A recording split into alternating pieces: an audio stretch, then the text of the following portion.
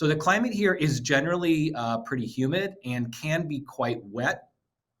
And it does, as a result of that, mildew can be quite of a concern in the area.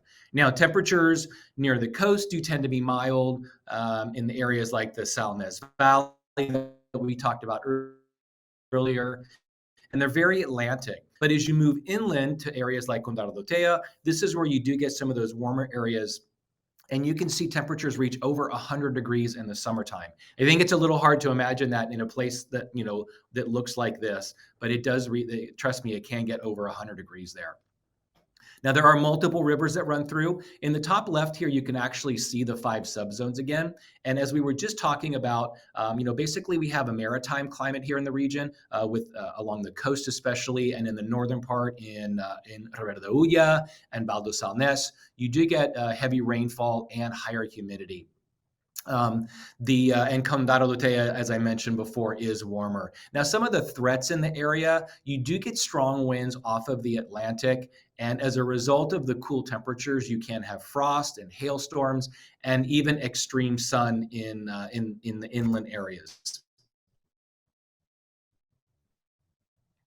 Now, one of the most unique things I think about this region is the way the vineyards are planted. So most of the vineyards in Rias Baixas are highly fragmented and divided into very small plots. You heard Eva talk about earlier about how many plots they had. And this is because what happens is these plots are divided and passed down from generation to generation. The vast majority of the vineyards in Rias Baixas are planted in a pergola system. And this is different than the Italian pergola system that's situated a little bit lower. Here you can see, and we'll look at some other pictures as well.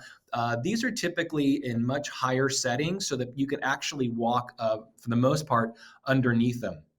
Most of the vineyards are planted in this pergola, or in Spain, they call it parral, system. And a lot of producers have actually experimented with using the trellising systems, whether it's double cordon or other types of things. And they found that the pergolas are actually the most effective way to grow Albarino, and it produces the best grapes. Now, in the region, you can imagine, because of this system, that they're actually going to be, that the yields are going to be quite a bit lower. You can see on the left-hand side here a picture of the pergola, but I think the picture on the right really gives you a real good understanding as to what this looks like.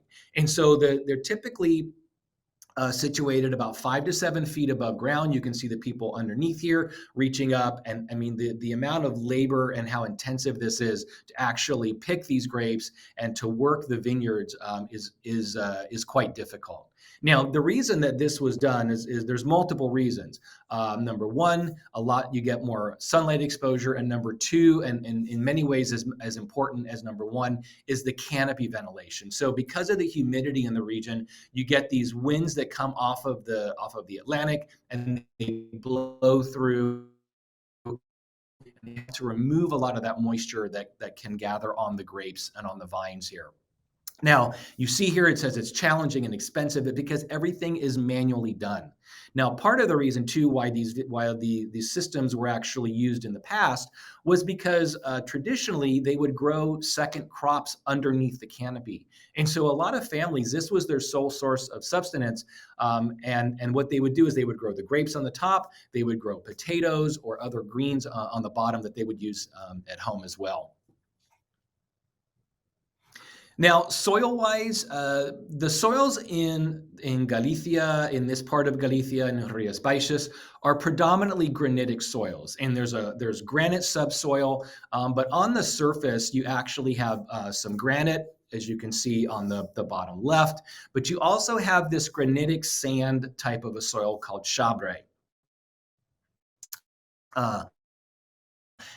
This is that middle picture where you see it gets really crumbly. Now, one of the benefits of these types of soils is that they have really high drainage capacity and they are quite porous.